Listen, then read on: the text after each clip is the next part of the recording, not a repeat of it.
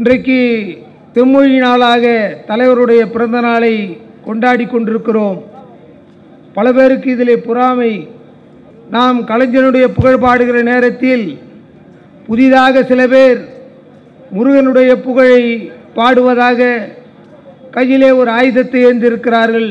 முருகனுடைய புகழ் நம்முடைய பழனியிலே நம்முடைய மாண்புமிகு அமைச்சர் அவர்களால் கொண்டாடப்பட்டதற்கு பிறகு அந்த முருகனே நேரிலே அவருடைய தந்தையார் சிவனிடத்திலே போய் இந்த ஆட்சி நீடித்தால்தான் 2026 இந்த ஆட்சி நீடித்தால்தான் இன்னும் விடுபட்டு போயிருக்கிற கோயில்களுக்கெல்லாம் கும்பாபிஷேகம் நடந்தேறும்.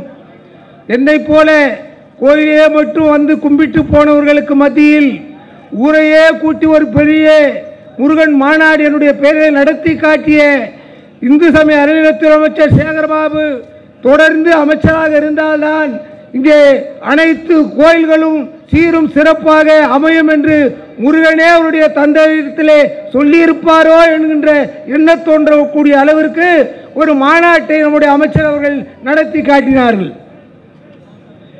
இன்னைக்கு அமைச்சராக இருக்கிற முருகன் என்பவரை வேல் கொண்டு கூட அவரை ஒரு பேரணி நடத்தி காட்டினால் கூட அவர்களால் அதை தொடர்ச்சியாக செய்ய முடியவில்லை.